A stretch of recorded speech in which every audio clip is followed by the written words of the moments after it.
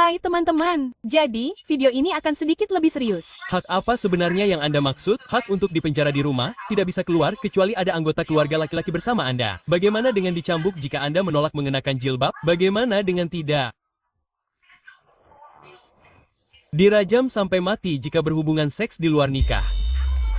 Sebagian besar negara Islam adalah negara diktator atau negara gagal, jadi Anda tidak bisa memilih. Pernikahan paksa, pemerkosaan anak, incest, itu terus memburuk. Incest? Wow. Saya tidak yakin dari mana Anda mendapatkan informasi atau apakah Anda mungkin salah mengira kami dengan orang lain.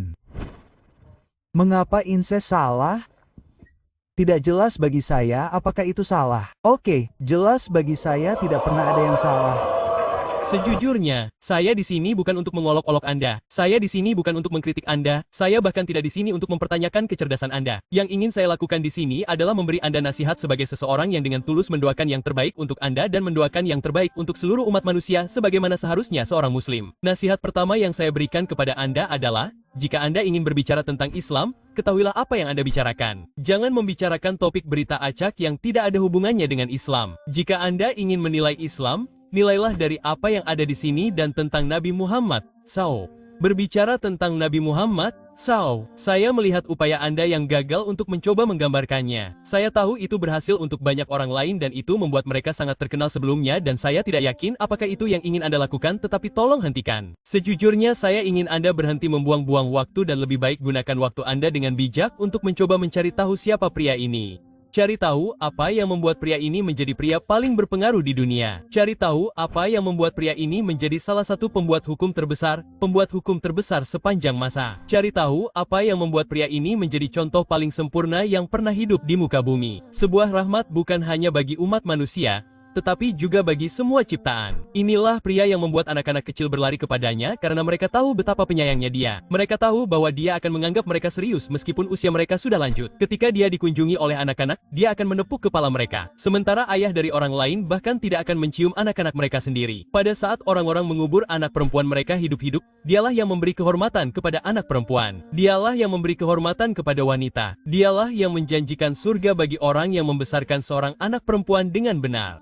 Seorang pria yang akan memperlakukan orang miskin sebagaimana dia memperlakukan orang kaya. Seorang pria yang akan memperlakukan orang kulit hitam sebagaimana dia memperlakukan orang kulit putih. Muhammad SAW adalah seorang pria yang oleh musuh-musuhnya sendiri akan disebut sebagai orang yang jujur dan jujur. Seorang pria ketika musuh-musuhnya menatap matanya, mereka akan berkata, ini bukan wajah seorang pendusta. Bahkan hingga hari ini, beberapa musuh terburuknya telah menjadi pendukungnya yang paling mulia setelah menyadari bahwa dia adalah orang yang jujur.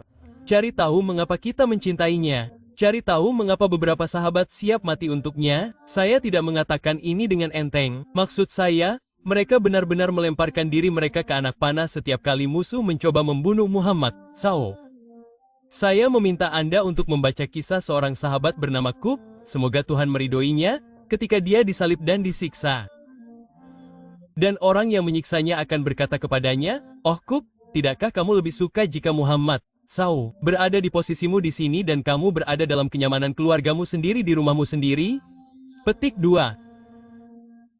Dia menanggapi dengan mengatakan, "Saya lebih suka berada di sini dan mati daripada melihat duri menusuk kaki Muhammad SAW." Saya ingin Anda bertanya pada diri sendiri, mengapa ada 1,7 miliar orang saat ini di seluruh dunia yang ingin menerapkan cara hidupnya sampai ke inti? Dari cara kita masuk ke kamar mandi, cara kita memerintah seluruh negara, cara kita berpakaian, cara kita makan, bahkan cara kita tidur miring ke kanan, kita mengikutinya sampai ke inti yang hakiki. Jadi, saya sarankan Anda berhenti membuang-buang waktu untuk menyerang orang yang sama sekali tidak dapat Anda ganggu. Jika Tuhan, pencipta langit dan bumi dan segala sesuatu di antaranya, satu-satunya, telah menghormatinya, siapakah kita yang bahkan mencoba untuk tidak menghormatinya? Jika Anda tidak mengerti apa yang ingin saya katakan, izinkan saya memberi Anda sebuah eksperimen singkat. Yang ingin saya lakukan adalah Anda berjalan keluar malam ini. Lihatlah terangnya bulan dan ludahilah bulan itu dan lihat apa yang ludah Anda lakukan terhadap bulan itu. Sama seperti ludah, Anda tidak memengaruhi terangnya bulan. Sama seperti ludah, Anda bahkan tidak mencapai bulan. Sama seperti ludah, Anda bahkan tidak menghalangi bulan. Itulah yang Anda lakukan ketika Anda mencoba untuk tidak menghormati Muhammad SAW. Dan jikapun kau mencoba meludahi bulan, kau hanya akan merugikan dirimu sendiri. Jadi, tolong hentikan apa yang sedang kau lakukan. Berhentilah membuang-buang waktumu dan cobalah untuk mencari tahu siapa dia sebenarnya demi keuntunganmu sendiri. Mintalah nasihatku, kami ingin yang terbaik untukmu. Damai.